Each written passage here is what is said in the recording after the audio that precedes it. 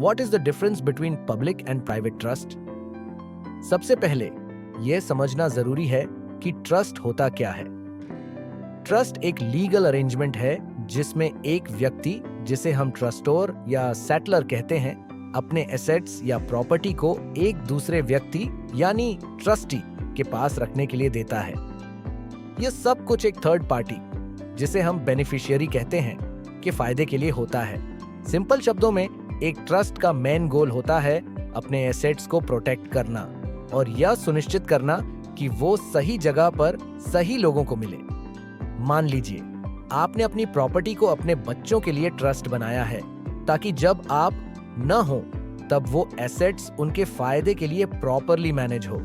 अब समझते हैं पब्लिक ट्रस्ट क्या होता है। पब्लिक ट्रस्ट एक ऐसा ट्रस्ट होता है जो पूरी कम्युनिटी या पब्लिक के फायदे के लिए बनाया जाता है। ये एक जनरल पर्पस के लिए होता है जिसमें चैरिटी या धार्मिक काम हो सकते हैं। यह ट्रस्ट पब्लिक के लिए होता है जिसमें आपके एसेट्स को किसी स्पेसिफिक ग्रुप के लिए नहीं बल्कि सोसाइटी के लिए इस्तेमाल किया जाता है। जैसे कोई ट्रस्ट जो एजुकेशन के लिए बनाया गया हो ताकि वह गरीब बच्चों को पढ़ाई के लिए स्कॉलरशिप दे सके, या फिर कोई धार्मिक ट्रस्ट जो मंदिर या गुरुद्वारा के मेंटेनेंस के लिए हो। पब्लिक ट्रस्ट दो तरीके से बन सकते हैं। पहला, चैरिटेबल पब्लिक ट्रस्ट जो सिर्फ चैरिटेबल पर्पस के लिए होता है। दूसरा, धार्मिक पब्लिक ट्रस्ट जो स्पेसिफिकली धार्मिक पर्पस के लिए होता है, जैसे मंदिर या मस्जिद के लिए। अब बात करते हैं प्राइवेट ट्रस्ट के बारे में। प्राइवेट ट्रस्ट एक ऐसा ट्रस्ट है जो किसी इंडिविजुअल या फैमिली के लिए होता है जिसमें एसेट्स को स्पेसिफिक बेनिफिशियरी के बीच डिस्ट्रीब्यूट किया जाता है। यह ट्रस्ट प्राइवेट होता है, इसलिए इसका फायदा सिर्फ उन्हीं लोगों को होता है जो इसमें क्लियरली मेंशन होते हैं। जैसे मान लीजिए आपने अपनी प्रॉपर्टी को अपने बच्चों के लिए प्राइवेट ट्रस्ट के जरिए डिवाइड किया है, तो यह ट्रस्ट आपके फैमिली मेंबर्स के लिए होगा और उन्हीं को फायदा मिलेगा। प्राइवेट ट्रस्ट दो मेजर कैटेगरीज में डिवाइड होता है। पहला, रिवोकेबल ट्रस्ट। इसमें जो व्यक्ति ट्रस्ट बना रहा है उसके पास यह ऑप्शन होता है कि वह कभी भी ट्रस्ट को चेंज या रिवोक कर सके। दूसरा, इररिवोकेबल ट्रस्ट। इसमें चेंजेस करना मुश्किल होता है।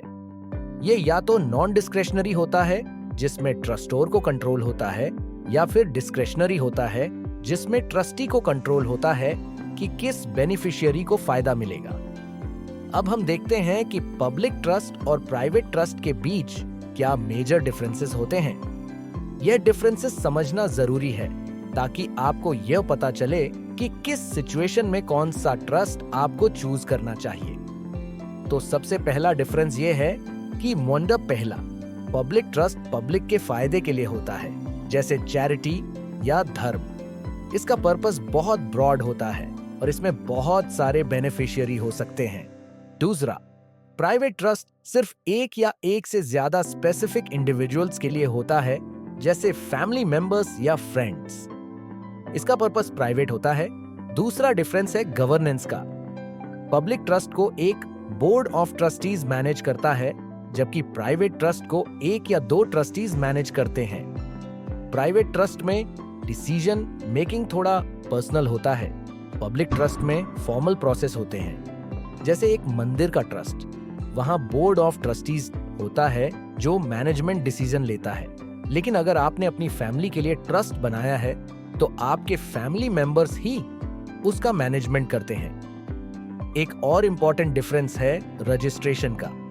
पब्लिक ट्रस्ट के लिए रजिस्ट्रेशन मैंडेटरी होता है, खासकर अगर इमूवेबल प्रॉपर्टी इन्वॉल्व हो, जबकि प्राइवेट ट्रस्ट को रजिस्ट्रेशन की जरूरत नहीं पड़ती। पब्लिक ट्रस्ट का पर्पस होता है पब्लिक वेलफेयर, लेकिन प्राइवेट ट्रस्ट का मेन गोल होता है इंडिविजुअल या फैमिली मेंबर्स के फायदे के लिए। In case of public trust, जो भी संपत्ति हो ऑटोमेटिकली पास नहीं होता है दूसरों को।